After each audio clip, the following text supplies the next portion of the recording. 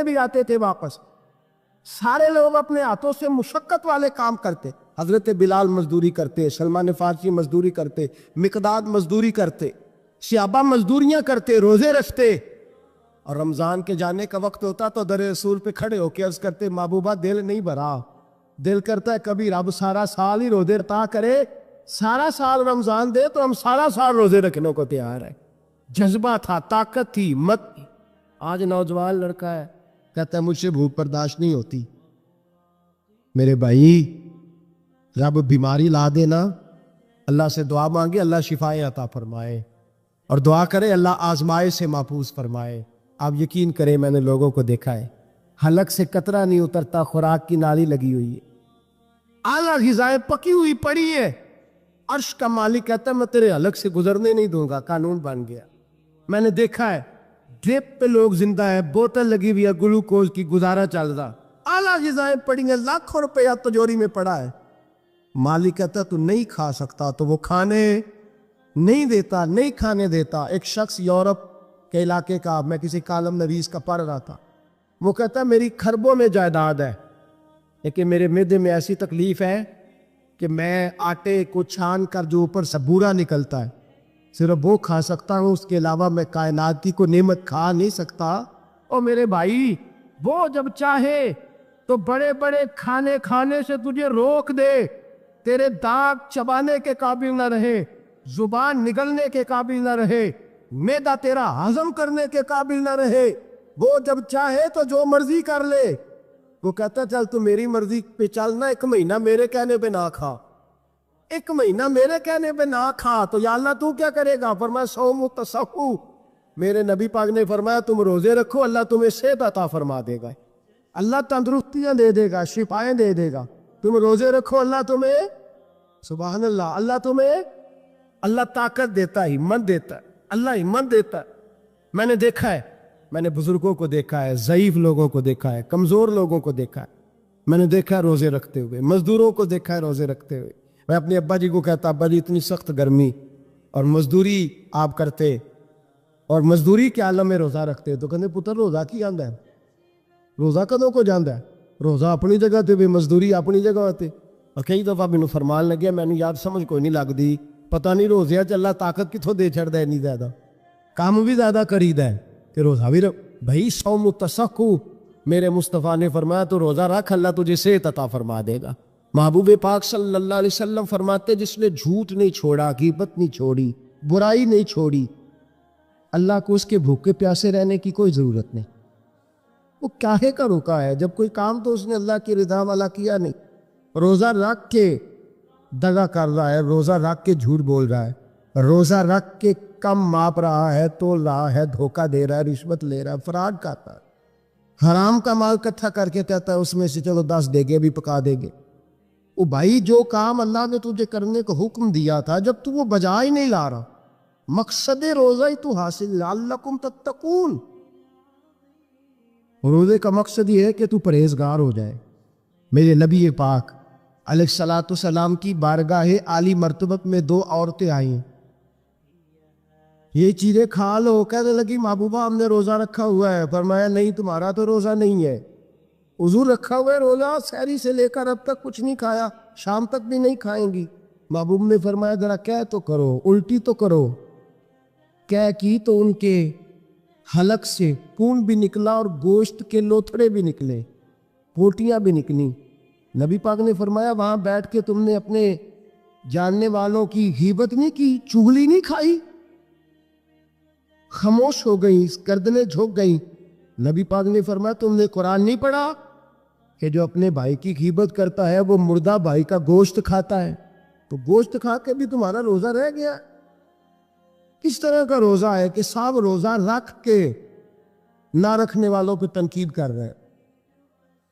تراویحیں پڑھ کے نکلے ہیں تو کہتے ہیں میں اکیلا ہی نیک ہوں, باقی تو محلے میں کوئی پڑھتا ہی نہیں.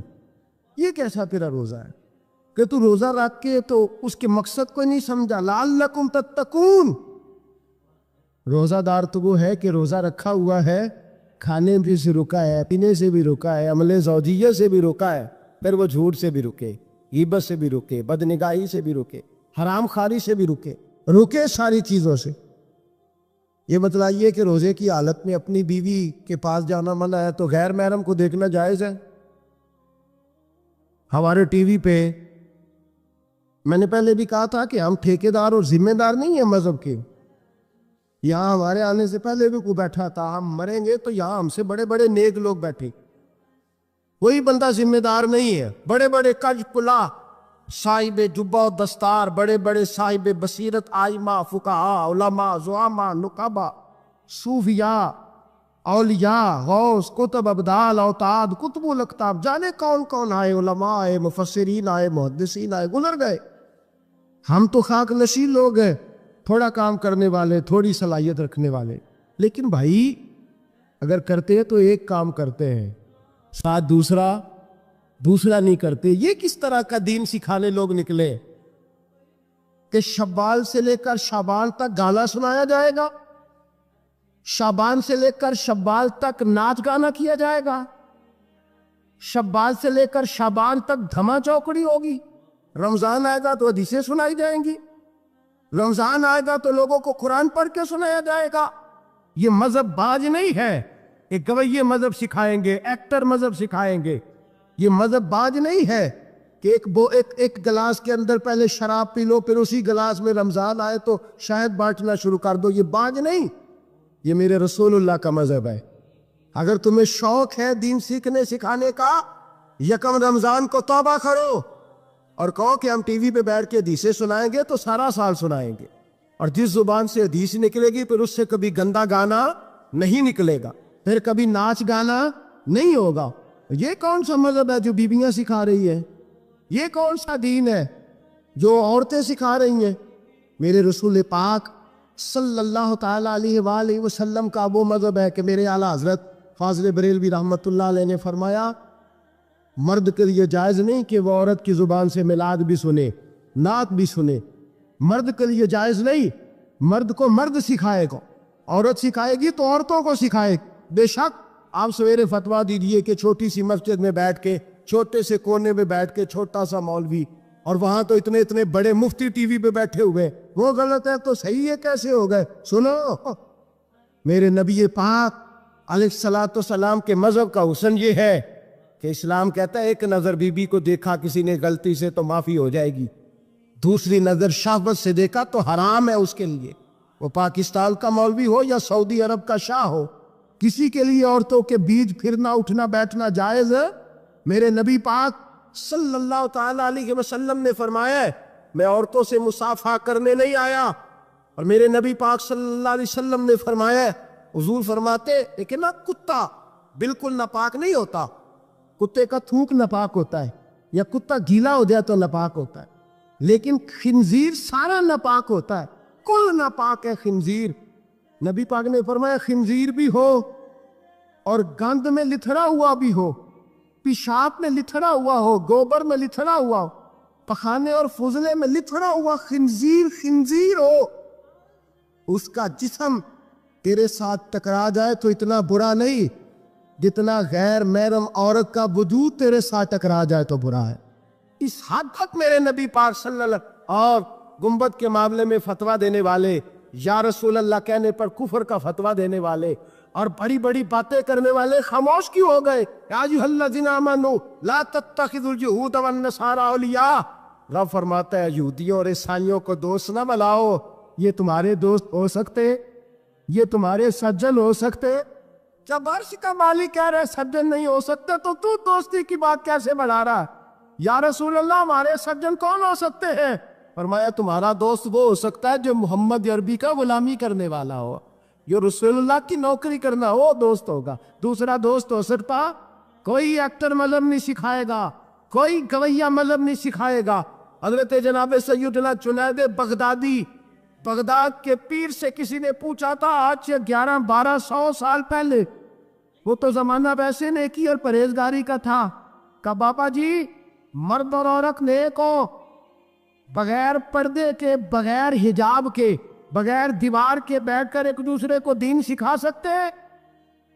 حضرت صاحب بتائیے, مرد اور عورت نیک ہو تو بغیر پردے اور حجاب کے ایک دوسرے کو دین سکھا سکتے ہیں؟ تو حضرت جنید بغدادی فرمانے لگے سکھانے والا حسن بصری ہو, اور سیکھنے والی رابعہ بصری ہو تو پھر بھی بغیر پردے کے بیٹھنے کی اجازت نہیں. تو مفتی صاحب کو اجازت کس نے دی؟ مولانا صاحب کو اجازت کس نے دی؟ بڑا وہ نہیں ہوتا جو ٹی وی پہ زیادہ آتا ہے، بڑا وہ ہوتا ہے جو رسول اللہ کے دین پہ عمل زیادہ کرتا ہے. حضرت عبداللہ ابن مسعود رضی اللہ تعالیٰ عنہ فرماتے زیادہ باتیں کرنے والا عالم نہیں ہوتا. حضور پھر عالم کون ہوتا ہے؟ فرمایا پڑھو قرآن، انما یخشی اللہ من عبادہ العلماء. فرمایا بڑا عالم وہ ہوتا ہے جو اللہ سے زیادہ ڈرتا ہے. اس لیے کہ رب فرماتا ہے میرے بندوں میں سے جو عالم وہ ہیں جو اللہ سے زیادہ ڈرتے ہیں، خوف رکھتے. تو میرے بھائی رمضان المبارک میں بچنا ہے، پرہیز کا وقت ہے. تو کوئی شخص بھی کوئی شو نہ دیکھے، میری منت ہے آپ اللہ، کوئی شو نہ دیکھے. عورت کا تو پردہ ہے تو ہمیں تو تماشے پہ لگا دیا گیا. عجیب قسم کے ایکٹر آ گئے اور وہ مذہب سکھا رہے ہیں. میری اپیل ہے آپ سے کہ سحری افطاری کے وقت ٹیلی ویژن بند رکھیں. کیا چیز کھول کے رکھیں؟ یا قرآن کھول کے رکھیں یا رسول اللہ کا فرمان کھول کے رکھیں. اللہ رسول کی طرف توجہ رکھیں، وہ سیکھنے سکھانے کا وقت ہے. چھوڑے گوئیوں سے دین سیکھا جائے گا. آپ ہمیں کوئی شکوہ نہیں، یہ پکی توبہ کریں، سویرے آئے آ کے دین سکھائے. اور میں ان سے بھی اپیل کروں گا کہ آؤ دین سکھاؤ. حضرت فضیل بن عیاض فرماتے ہیں میں ڈاکو تھا، کبھی کبھی چھپ چھپا کے جمعہ پڑھا کرتا تھا. پھر میں نے توبہ کی تو سچی توبہ کی، پھر میں نے توبہ کی تو رب کو راضی کرنے والی توبہ، پھر میں نے توبہ کی تو چھوڑی ہر شے. غریبوں کا لوٹا ہوا مال واپس کیا، جس کے پیسے نہ دے سکا اس کے گھر میں جا کے اس کی بھینسوں کو چارہ ڈالا، اس کے اونٹوں کی خدمت کی، میں نے قرضے چکائے. اور میں سچی توبہ کر کے مسجد آیا. جس خطیب کے پیچھے میں جمعہ پڑھا کرتا تھا وہ میرے ہاتھے بیعت کر کے مرید ہو گیا. اللہ تبارک و تعالیٰ نے اپنے بندوں کے دل میری طرف پھیر دیے. پھر تمہیں اس میں انعام دینے کی ضرورت نہیں پڑے گی. پھر تم کٹیا نشین بن کے بھی دین پہ لاؤ گے تو اللہ اس میں تاثیر پیدا فرما دے گا. تو روزے کا معنی رکنا ہے. روزے کا معنی بولیے، روزے کا معنی رکنا. کس سے؟ جھوٹ سے، غیبت سے، بدی سے، بدنگاہی، کھانے پینے. رب تعالیٰ تجھے یہاں ہوٹل کھلے ہوئے ہیں، یہاں عجیب حالات ہے، ہوٹل کھلے ہوئے ہیں، لوگ بہانے ڈھونڈتے پھرتے ہیں، کہتے ہیں کٹ لگ گیا تھا، ذرا تھوڑا سا خون نکل آیا، سنی پلاس لگائی ہے تو روزہ نہیں رکھا. یہ ذرا مجھے تھوڑی دقت ہو گیا تو میں نے روزہ نہیں رکھا. کھانسی لگ گئی ہے تو روزہ نہیں رکھا. او خدا کے بندے، روزہ تو نعمت ہے. اور سبحان اللہ، میرے نبی پاک نے فرمایا لکل شیء زکات و زکات الجسد الصوم. فرمایا ہر شے کی زکات ہوتی ہے، وجود کی زکات روزہ ہے. روزے رکھو جسم کی زکات نکل جائے. فاقہ کرنا بھی میرے نبی پاک کی سنت ہے، مسواک کرنا بھی سنت ہے، اور فاقہ کرنا بھی. مسواک والی سنت زیادہ اپناتے ہیں لوگ، فاقہ کرنا بھی نبی پاک کی سنت ہے. ایک صاحب مجھے کہنے لگے جناب بیٹھ کے کھانا حضور کی سنت ہے. میں نے کہا کبھی کبھی نہ کھانا بھی نبی پاک کی سنت ہے، نہ کھانا بھی حضور کی سنت ہے. اور ہمارے فقہاء نے لکھا ہے جو روٹی زیادہ کھاتا ہے اس میں دو باتیں پیدا ہو جاتا. کیا کیا؟ ایک بولتا زیادہ ہے، دوسرا سوتا زیادہ ہے، غافل ہو جاتا ہے. فاقہ اور حکیم اطباء ڈاکٹر کہتے ہیں کہ پیٹ خالی رہے نا جس آدمی کا، اس کا حافظہ مضبوط ہوتا ہے، اس کے ذہن کی گرہ کھلتی ہے. زیادہ کھانے سے تو خماری چڑھتی ہے، دماغ ڈھونڈتے پھرنا روٹی کدھر سے آج اچھی ہے، گھر میں نہیں پکی تو ہوٹل چلے جانا، کھانے کے سوا اور کام ہی کوئی نہیں. اور صاحب میرے نبی پاک علیہ السلام نے فرمایا کافر 7 آنتوں سے کھاتا ہے، 7 آنتوں سے. اور فرمایا میرا مومن 1 آنت سے کھاتا ہے. اس کے وجود میں کھانے والی 1 آنت ہے. کافر 7 آنتوں سے کھاتا ہے. فاقہ کشی سے نورانیت پیدا ہو، کم کھانا. لیکن نا نبی پاک صلی اللہ علیہ وسلم نے اللہ سے فاقہ مانگ کے لیا، یا اللہ 1 وقت روٹی دے، 1 وقت کا فاقہ دے. مانگ کے لیا نبی پاک، مانگ کے. یار 30 تو روزے ہیں، وہ بھی کئی دفعہ 29 ہو جاتے ہیں.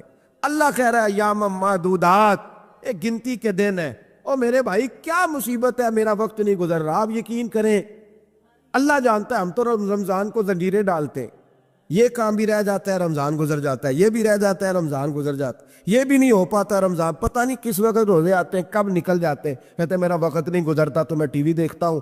قرآن سارا پڑھ لیا ہے، حدیثوں کا مطالعہ ہو گیا، اپنی آخرت کے لیے نفل سارے پڑھ لیے، تسبیحات ساری ہو گئیں. جو اب ٹائم نہیں گزرتا تھا تو ٹی وی پہ جا بیٹھے. کدھر چلے گئے ہم؟ علامہ اسماعیل حقی نے حدیث لکھی، حضرت عائشہ صدیقہ رضی اللہ تعالیٰ عنہ فرماتی ہیں، تفسیر روح البیان میں موجود ہے، کہتی ہے ایک دن حضور اچانک میرے ساتھ آرام فرماتے بستر سے اٹھے نکل گئے۔ ہمیشہ نبی پاک علیہ السلام کا طریقہ مبارکہ تھا، جب رات کو تہجد کے لیے اٹھتے تو کہتے ابو بکر کی بیٹی حق تیرا ہے، وقت تیرا ہے، پر اگر تو اجازت دے تو میں اپنے اللہ کو راضی کر لوں۔ آج حضور نے پوچھا ہی نہیں، بستر سے اٹھے چلے گئے۔ کہتی میں اٹھی، میں نے دائیں بائیں دیکھا، محبوب نظر نہ آئے۔ حضور کی طامت استعمال شدہ پڑی تھی، وہ طامت میں نے اٹھا کے اوڑھ لی اور میں نکل گئی حضور کو تلاش کرنے۔ کہتی ہیں جب میں باہر گئی مسجد نبوی شریف کے ساتھ جنت البقیع کی جانب، نبی پاک سجدے میں تھے۔ کہتی ہے میں گئی، تھوڑی دیر کھڑی ہوئی، حضور نے آہٹ سنی تو پوچھا تو کون ہے؟ میں نے کہا میں عائشہ ہوں۔ تو محبوب نے فرمایا یہ عائشہ کون ہے؟ میں نے کہا یا رسول اللہ میں آپ کی زوجہ۔ فرمایا زوجہ کیا ہوتی ہے؟ یا رسول اللہ میں ابو بکر کی بیٹی۔ تو نبی پاک نے فرمایا یہ ابو بکر کون ہے؟ حضرت عائشہ کہتی ہے میرا کلیجہ پھٹنے کو آیا، میں وہاں سے پریشان حال واپس آئی۔ جب میں گئی تھی تب بھی ہلکی ہلکی بارش تھی، واپس لوٹی تو پھر بھی ہلکے ہلکے قطرے بارش کے گر رہے تھے۔ میں آ کے ہامتی کامتی بیٹھ گئی، تھوڑی دیر گزری تو نبی پاک تشریف لے آئے۔ تو حضور صلی اللہ تعالیٰ علیہ وسلم نے مجھے پریشان دیکھا تو کہا عائشہ کیا ہوا؟ کہا حضور آج وہ ہوا ہے جو کبھی نہیں ہوا۔ یا رسول اللہ میں پریشان ہو گئی ہوں۔ حضور عجیب بات ہے، میں گئی ہوں، آپ نے پوچھا کون ہے تو میں نے کہا میں عائشہ۔ کا عائشہ کون؟ آپ کی زوجہ۔ فرمایا زوجہ کون؟ ابو بکر کی بیٹی۔ کا ابو بکر کون؟ اور پھر حضور میں گئی ہوں تو میرے کپڑے بھیگ گئے، آپ آئے تو کپڑے خشک ہیں، سمجھ نہیں آئی۔ پر لفظ سنو حدیث کے، نبی پاک نے فرمایا عائشہ لی مع اللہ وقت، میرا اپنے اللہ کے ساتھ ایک وقت ہوتا ہے۔ کس کے ساتھ؟ آج میرا دوستوں کے ساتھ وقت ہے، آج میرا گھومنے کا وقت ہے، آج میرا خوش گپیوں کا وقت ہے، آج میرا سیاحت کا وقت ہے، آج میرا پکنک کا وقت ہے۔ میرے نبی پاک نے فرمایا لی مع اللہ وقت، عائشہ میرا اپنے اللہ کے ساتھ، میرا اپنے اللہ کے ساتھ ایک وقت ہوتا ہے۔ اس وقت نہ وہاں کوئی فرشتہ آ سکتا ہے، نہ کوئی نبی اور مرسل آ سکتا ہے۔ جب فرشتہ اور نبی نہیں آ سکتے تو عائشہ اور ابو بکر کیسے آ سکتے ہیں؟ تو کہا یا رسول اللہ پھر وہاں ہوتا کون ہے؟ تو حضور فرمانے لگے ایک میں ہوتا ہوں، دوسرا میرا رب ہوتا ہے، تیسرا کوئی موجود نہیں ہوتا۔ امت کو درس دیا ایک وقت 24 گھنٹوں میں ایسا لایا کر اس میں تو اپنے رب کو دکھڑے سنائے، اس میں تو دعائیں مانگے، اس میں تو عرض و نیاز کرے، اس میں تو اپنے گناہوں کی معافی چاہے۔ اعلیٰ حضرت کے والد گرامی سے کسی نے پوچھا، مولانا نقی علی خان صاحب سے، کہ حضرت جی فرعون 500 سال ہی حکومت کر گیا، 500 سال ہی حکومت کر گیا، اللہ کا مقابلہ کرنے والا پکا کافر بے ایمان۔ تو آپ فرمانے لگے ملا رومی کی وہ کتاب پڑھو مثنوی، جس میں انہوں نے لکھا ہے کہ جب ساری دنیا سو جاتی تھی تو فرعون اٹھ کے مصلے پہ بیٹھتا تھا، کہتا تھا یا اللہ معاف کر دے، رب تو ہی ہے، گناہگار بڑا ہوں پر مہربانی کر۔ روز معافیاں مانگتا تھا تو رب کریم کی قدرت نے مہلت دی کہ روز توبہ کرتا ہے، چلو ایک دن سچی بھی کاری جائے تو اچھا ہے، اللہ نے مہلت دی۔ اور میرے بھائی اگر تو روز رات مصلے پہ بیٹھے تو تجھے مہلت ملے، عذاب نہ آئے۔ اگر تو اپنے رب کے ساتھ پناہی کرے تو اللہ تجھے مہلت دے، سزا نہ دے۔ لیکن ہم یہ وقت نکالتے ہی نہیں، اللہ کے ساتھ میت کا ہمارا مزاج ہی نہیں۔ ترمذی شریف میں نبی پاک علیہ السلام نے فرمایا ہے دنیا داروں کو دکھڑے نہ سنایا کر، مالداروں کے سامنے رونے نہ رویا کر، یہ تجھے کیا دے سکتے؟ تو اٹھ کے جائے گا تو کہیں گے محنت کرتا نہیں، روز مانگنے آ جاتا ہے۔ دنیا داروں کو دکھڑے نہ سنا، پر میں دکھ سنا تو اپنے رب کو سنا، اللہ والوں کو سنا، اللہ کے نبی کو سنا۔ اس سے مراد یہ سارے کہا دکھڑے اپنے رب کو سنا۔ اگر تو اپنے رب کو دکھڑے سنائے گا تو تھوڑی دیر ضرور ہوگی، لیکن ایک دن ایسا ضرور آئے گا، میرے مصطفیٰ کریم فرماتے ہیں رب تجھے دنیا سے بے نیاز کر کے مالا مال فرما دے گا۔ دھوکے کا مزاج نہ بنا، کینچی لے کے نہ گھوم کے کیسے جیب کاٹ سکتی، اللہ کو دکھڑے سنا۔ حضرت عائشہ عرض کرنے لگی حضور چلے یہ تو سمجھ آ گئی، لیکن بارش مجھ پہ پڑی آپ پہ پڑی نہیں، تو کہا عائشہ تم نے اوڑا کیا تھا؟ کہا حضور آپ کی طامت۔ فرمایا بارش کوئی نہیں تھی، جب تو نے میری طامت لی تو خدا کی رحمتیں تم پر برسنے لگ گئی۔ تو حضور کے وجود سے لگی ہوئی چیز کوئی اوڑھ لے تو رحمت برستی ہے، تو میرے نبی کی مسجد چومنے سے کیوں رحمت نہیں برستی؟ جالی چومنے سے کیوں نہیں برستی؟ جہاں جہاں حضور رکے، جہاں جہاں نبی پاک ٹھہرے، وہاں جانے سے کرم کیوں نہیں ہوتا؟ تو عزیزو یاد رکھو، رمضان میں ایک ڈیوٹی آپ نے یہ کرنی ہے کہ عبادت کو وقت دیں، ٹائم نکالیں۔ جو اتنے سے بھی فارغ ہے نا، وہ 19ویں روزے تک کل فارغ ہو کے 20 کو اعتکاف بیٹھے۔ زندگی میں ایک دفعہ اعتکاف تو ویسے بڑا ضروری ہے، ہمارے بزرگوں نے لکھا ضروری ہے ایک بندہ اعتکاف کر لے زندگی میں ایک دفعہ، ہر سال کرے تو سنت ادا ہوگی۔ ویسے سنت مؤکدہ الکفایہ ہے، بستی میں اگر کوئی بھی نہ بیٹھے گا تو سارے گناہگار ہوں۔ ہم انشاءاللہ اس مسجد میں اس سال اجتماعی اعتکاف کریں گے۔ میں نے یہ پروگرام بنایا ہے کہ لوگ اعتکاف تو بیٹھتے ہیں لیکن نہ بیچاروں کو قرآن مجید پڑھنا آتا ہے، نہ نماز وضو غسل کے مسائل آتے ہیں، نہ انہیں پتہ ہے کہ رات عبادت کیسے کرنی ہے۔ تو میں نے یہ ارادہ کیا، اس سال میں نے معافی لیا ہاتھ باندھ کے۔ میں نے کہا یار سارا سال میں پورے ملک میں گھومتا ہوں، اس سال رمضان میں میرا ارادہ ہے میں صرف اپنے شہر میں رہوں، میں کہیں نہ جاؤں، تاکہ جو جہاں سے بھی چل کے آئے اسے فون نہ کرنا پڑے، میں اسے مل جاؤں ویسے ہی۔ تو میں انشاءاللہ تعالیٰ یہی رہوں گا، اور رمضان کی 10 راتیں میں اپنے اعتکاف والوں کے ساتھ گزاروں گا انشاءاللہ تعالیٰ۔ یہاں آپ لوگ آئیں، جو سنجیدہ قسم کے لوگ ہیں ان کو ساتھ لائیں، وہ یہاں آ کے اعتکاف کریں۔ لنگر شریف بھی ہم دیں گے جو ہماری توفیق ہوگی، اور انشاءاللہ دونوں وقت دیں گے اپنی توفیق کے مطابق۔ اور یہ کوئی صدقہ زکوٰۃ خیرات سے نہیں ہوگا، یہ آپ ہمارے مہمان ہوں گے تو یہ مہمان نوازی ہوگی انشاءاللہ تعالیٰ۔ تو یہ اپیل آخر میں اعلان کرنا تھا، پر چلو بات آ گئی تو میں نے شروع میں کر دیا۔ یہاں ہم مقدور بھر کوشش کریں گے آپ کے لیے اجتماعی اعتکاف کا بندوبست، ہمارے جو دیگر طلباء علماء ہوں گے وہ بھی آپ کے ساتھ وقت گزاریں گے، وضو غسل نماز کی چیزیں سکھائیں گے، آپ کو قرآن مجید پڑھنا پڑھانا سکھائیں گے۔ 10 دنوں میں جو ممکن ہو سکے گا ہم انشاءاللہ تعالیٰ کریں گے۔ تو اعتکاف میں وقت ہے۔ دوسرا کام آپ نے یہ کرنا ہے رمضان شریف میں کہ قرآن پاک زیادہ سے زیادہ پڑھنا ہے، پڑھیں گے انشاءاللہ۔ اگر آپ ناراض نہ ہو تو ہم نے قرآن مجید پڑھنا بالکل ہی چھوڑ دیا، قرآن پاک کھلتا ہی نہیں، توجہ ہی نہیں، مزاج ہی نہیں، سارا دن بیت جاتا ہے، قرآن مجید نہیں کھلتا، قرآن مجید نہیں پڑھا جاتا۔ ایک شخص مجھ سے ملنا چاہ رہے تھے مسجد نبوی شریف میں حاضر تھا، تو وہ ایک دفعہ آئے گزر گئے، میں قرآن شریف پڑھ رہا تھا، پھر آئے تو گزر گئے قرآن شریف، تیسری دفعہ پھر آئے تو کہنے لگے آپ نے کتنا کو پڑھنا ہے؟ میں نے ان سے کہا کہ مہربانی کرو مجھے دعا دو کہ اللہ مجھے پڑھتا ہی رکھے۔ آپ نے یہ کیا لفظ ادا کر لیے کہ کتنا کو پڑھنا ہے؟ وہ خدا کے بندو یہاں کام کیا ہے؟ اگر تلاوت بھی نہیں کرنی تو کرنا کیا ہے؟ وہاں میں اکثر کہتا ہوں کہ چونکہ ہم تو مسیتڑ ہیں، ہمارا تو مزاج ہے مسجدوں میں رہنے کا، چونکہ عام لوگوں کا مزاج نہیں ہوتا تو وہاں بھی بازاروں کو ٹائم زیادہ دیتے ہیں، خریداری میں وقت زیادہ لگاتے ہیں۔ اگر ہماری طبیعت مسجد میں بیٹھنے کی ہو، قرآن پاک پڑھنے کی ہو تو بڑا ذوق بن جائے۔ قرآن مجید امام اعظم ابو حنیفہ امام اعظم رمضان شریف کے اندر 61 قرآن مجید پڑھا کرتے تھے۔ کتنے؟ 60 اور 1 61۔ ایک قرآن شریف دن میں پڑھتے، ایک رات کو پڑھتے، پورے دن میں قرآن مجید ختم کرتے ایک رات کو۔ اور آپ فرماتے ہیں 61واں قرآن مجید وہ تھا جو میں تراویحوں میں سنا کرتا تھا۔ 61 قرآن پاک آپ ہر رمضان میں پڑھا کرتے تھے۔ میری آپ سے گزارش ہے ایک سپارہ مسجد میں پڑھیں رمضان میں، ایک سپارہ گھر میں پڑھیں۔ مسجد میں پڑھیں گے تو مسجد کا حق ادا ہوگا، اور گھر میں قرآن پاک کھول کے بیٹھیں گے تو بچے بھی آ کے پاس بیٹھ جائیں گے، چھوٹے چھوٹے بچے۔ یہ کبھی تجربہ کرنا، یہ بخشش کا ذریعہ ہے۔ جب آپ بچوں کی ماں سویرے سویرے بڑا اچھا دوپٹہ لے کے اور مصلی بچھا کے اور قرآن مجید کی ریل رکھ کے اور پھر اس کو خوشبو لگا کے جب کھولتی ہے نا، تو اس کی جو 2-2.5 سال کی بچی ہوتی ہے وہ بھی کہیں سے دوپٹہ ڈھونڈنے لگ جاتی ہے، وہ بھی دوپٹہ لے کے آتی ہے اور دائیں بیٹھتی ہے۔ اس کا جو 4 سال کا بچہ ہوتا ہے نا، اگر ابا بیٹھا ہے اور 4 سال کا بچہ بھی کہیں سے ٹوپی ڈھونڈ کے لاتا ہے، اسے پڑھنا نہیں آتا لیکن وہ بھی آ کے نا سپارہ لے کے بیٹھ جاتا ہے۔ میں نے دیکھا ہے بچے تھوڑا تھوڑا ہلنے لگتے ہیں۔ قسم اللہ کی عزت کی، مجھے ایسے لگتا ہے کہ جب بیٹیوں کے بیچ ماں بیٹھ کے قرآن پڑھتی ہے اور جب بیٹوں کے بیچ باپ بیٹھ کے قرآن پڑھتا ہے تو مجھے لگتا ہے خدا کے فرشتے بھی آسمان کے دروازے کھول کھول کے دروازے دیکھتے ہیں کہ یہ کس طرح کا رنگ ہے کہ چھوٹا سا بچہ توتلی زبان۔ مجھے وہ حدیث پڑھ لینے دو جو امام جلال الدین سیوطی نے روایت لکھی ہے۔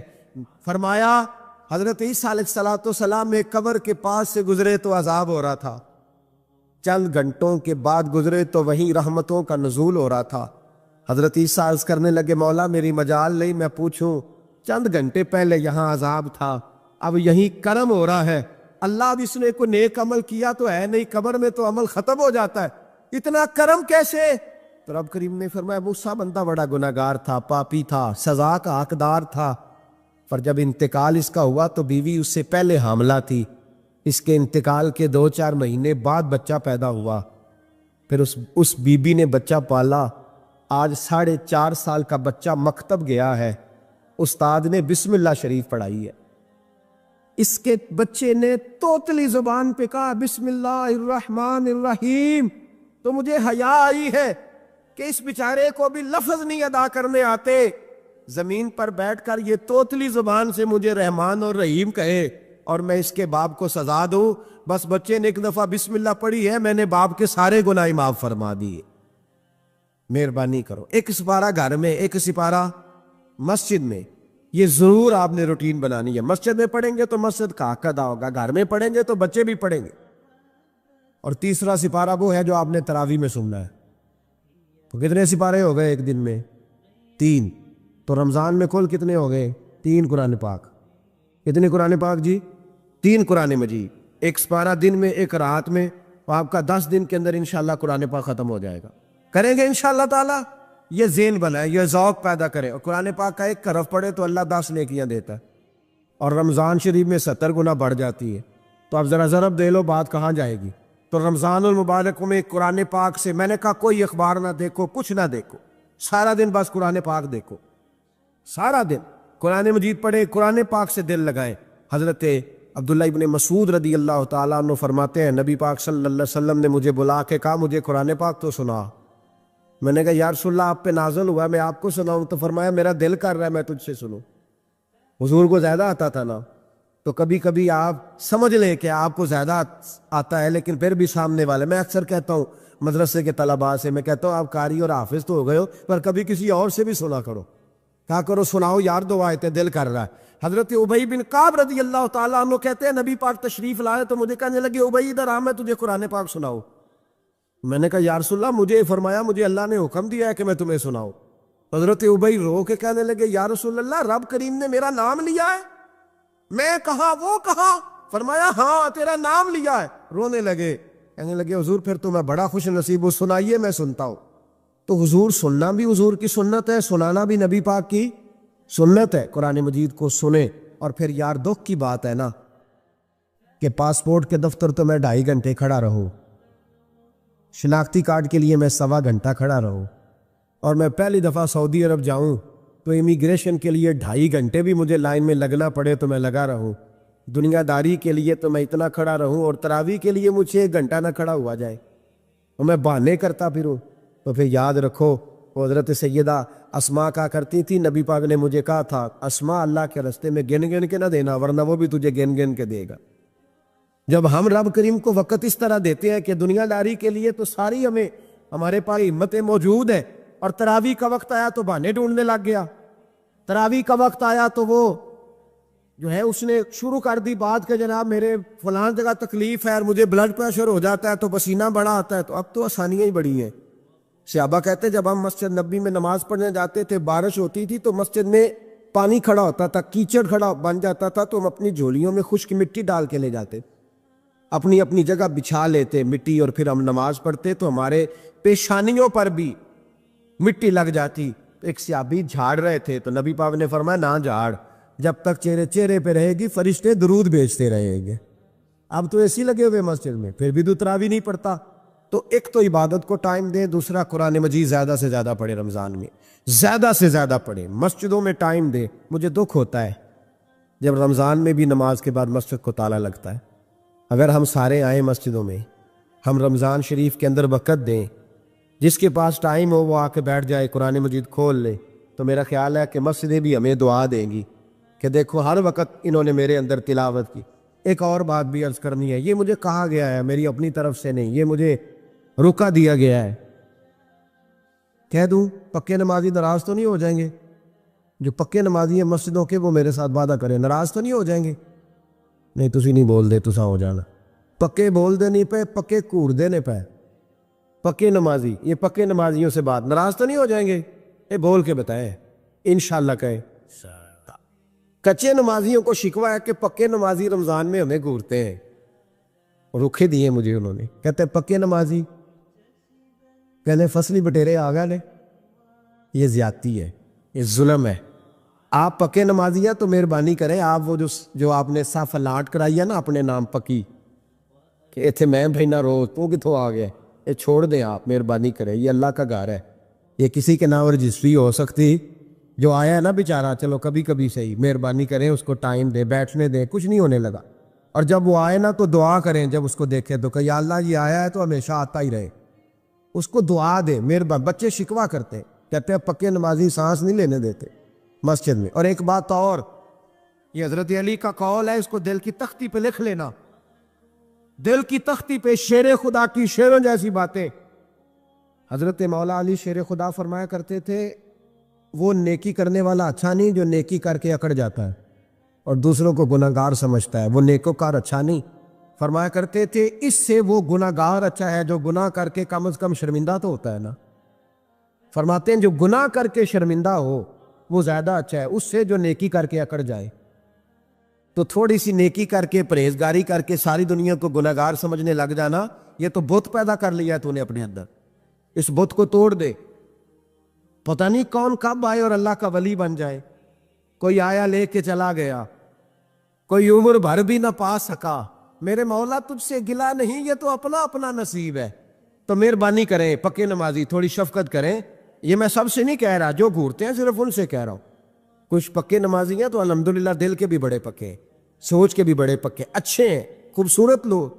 लेकिन कुछ ऐसे लोग हैं, हमारे शहर के एक डॉक्टर साहब हैं, मैंने कहा नमाज मस्जिद में पढ़ा करें। उनकी उम्र काफ़ी ज़्यादा हो गई है, तो कहते हैं हजरत मैं पढ़ूंगा इंशाल्लाह। उनको मैंने दवाई लेने गया तो वहाँ भी मैंने बात शुरू कर दी। मैंने कहा आप मेहरबानी करें, कहते मैं आऊँगा। कुछ दिनों के बाद मैंने उस मस्जिद में नमाज पढ़ी और ख़ास करके पढ़ी कि ये टाइम है। मैंने फ़ोन किया कि डॉक्टर साहब आप नज़र नहीं आए, तो कहते हैं हसन नाराज़ ना हो जा। नमाजी मुझे कहते थे खैर है डॉक्टर साहब, कहीं गलत जगह तबादला तो नहीं हो गया, कोई मुसीबत तो नहीं आ गई? तो कहते हैं मुझे शर्म सी आती है कि नमाजी इस तरह, वैसे भी मैं गया नहीं, 60 साल उम्र हो गई, तो अब नमाजी तो ये आप क्या कर रहे हैं? हम कोई अल्लाह की रहमत के मुंशी हैं कि हमसे पूछ के वो देगा जिसको देगा? क्या करते हो? ओ भाई, हजरत बायजीद बुस्तामी रहमतुल्लाह ताला अलैह जैसे लोग कहा करते थे जिन्होंने सारी जिंदगी झूठ नहीं बोला, हराम नहीं खाया। फरमाते थे अल्फन कहता हूं, बालिग होने के बाद नमाज कज़ा नहीं की, लेकिन फिर भी कहा करते थे दुआ मांगो मेरा रब मुझसे हिसाब ना पूछ ले। हिसाब वाला नहीं हूं मैं, दरगुजर वाला हूं। कद अदल करे ते थर थर कंबन उच्चियां शाना वाले, ये तू फजल करे ते बख्शे जावन मेरे जय मुंह काले। तो मेहरबानी करें, आगे चलें। रमज़ान शरीफ में सखावत करनी है। हजरत अनस बिन मालिक रदी अल्लाह ताला अन्हु फरमाते हैं जिस तरह तेज आंधी चलती है, जरा मिसाल देखे सहाबी की कितनी खूबसूरत। फरमाते हैं जिस तरह तेज आंधी चलती है ना, इस तरह रमजान में मेरे नबी की सखावत चला करती थी। नबी पाक हर साइल को देते, जो कैदी बंद होते ना, कैदी जंग के कैदी कुफार, हुजूर उन्हें भी आजाद कर देते रमजान। फरमाते जाओ तुम्हें आजाद किया, सखावत करें। और मेरा मशवरा है इस दफा गरीबों से गरीब सखावत करें। नुस्खा दे रहा हूं अमीर होने का, तो सखी हो जा, रब करीम तुझे अमीर कर देगा। सखी बन जा। माला वाले सखी नहीं होंगे ते सखियां कोल माल नहीं होंदा, इत्थे उत्थे दुआ जान नहीं, सखी कंगाल नहीं होंदा। सखी बन जाओ। मेरे नबी पाक अलैहिस्सलाम ने फरमाया बंदा कभी भी जेब का सखी नहीं होता, सखी वही होता है जो दिल का होता है। गरीबों को मेरा मशवरा है कि 10 रुपए दो, लेकिन रमजान में रोज देना, हर शाम देना। गरीबों को साथ बिठाओ, रोटियां खिलाओ, इफ्तारियां कराओ, गरीबों के घरों के अंदर सूट पहुंचाओ, मदारस के तालिब इल्मों को कपड़े खरीद खरीद के दो। जो कुछ नहीं दे सकता वो एक मिसवाक ला के दे। ड्यूटी करो, अपने दाएं बाएं गरीबों का ख्याल रखो। जिन घरों में अक्सर देखते हो कि दाल का शापर जाता है, वहां रमजान शरीफ में सुबह सुबह गोश्त पहुंचाओ। मेहरबानी करो। गरीब अमीर तो किसी को तब देगा जब उसने वोट लेने होंगे, वो तो वहां ज़कात देगा जहां से उसे पता होगा कि मेरी तारीफ अच्छी होगी। वो तो मस्जिद में उस वक्त खर्च करेगा जब उसका नाम बार बोर्ड पे लिखा जाएगा। गरीबों, तुमने जुल्म किया है।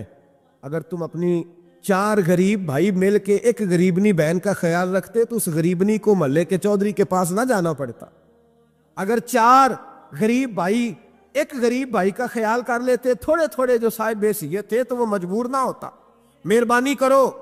حضرت عبداللہ ابن عمر رضی اللہ تعالیٰ عنہ ہر روز مدینے کے مسکینوں کو ڈھونڈ کے لاتے تھے، فرماتے تھے کہ ان کو ایک تھیلا دینا میں عزت نہیں سمجھتا، ڈھونڈ کے لاتے غریبوں کو اور اپنے سامنے دسترخوان بچھاتے رمضان میں، اور پھر ان پہ کھانے چنتے اور فرماتے غریب کھائیں گے تو میرا اللہ راضی ہوگا، ساتھ بٹھا کے کھلاتے۔ ایک بڑی عجیب بات ہو گئی، گھروں میں ہو جاتی ہے، جن گھروں میں زیادہ مہمان آتے ہیں وہاں یہ مسئلے بن جاتے ہیں۔ ایک دن زوجہ کہنے لگی کھانا آپ کا یہ آج مہمان کو نہ لائیے گا، کہہ دیتی ہیں نا بیویاں کبھی کبھی، یہ نافرمانی نہیں۔ اگر آپ کو کھڑا کیا جائے نا رمضان میں روزہ رکھ کے باورچی خانے تو لگ پتہ جائے، اس کو نافرمانی نہ سمجھے، بیوی نے پکا کے نہیں دیا جی۔ تو حضرت عبداللہ ابن عمر کی زوجہ کہنے لگی آپ کا کھانا ہے، مہمانوں کا کوئی نہیں۔ تو حضرت عبداللہ ابن عمر کہنے لگے اللہ تجھے جزا دے، تو روز پکا کے دیتی ہے، چل اس طرح کر مجھے سرکہ اور کھجور دے دے، روٹی میرے مہمان کو دے بھی۔ آپ کی زوجہ رو پڑی، کہنے لگی اگر آپ افطاری والوں کا اتنا خیال کرتے ہیں تو میں نہ کروں، مجھے 10-20 منٹ کا ٹائم دے، میں اپنے اوپر وزن بوجھ ڈالوں گی، میں تھوڑی مشقت میں پڑوں گی، لیکن مہمانوں کے لیے افطاری کا ضرور بندوبست کروں۔ ہمارے ہاں تو افطاریاں بھی سیاسی ہیں، ووٹ اکٹھے کرنے کے لیے افطاریاں، اور ڈرو اللہ سے۔ کس کس نام پہ لوگ دنیا داری کریں گے، کس کس نام؟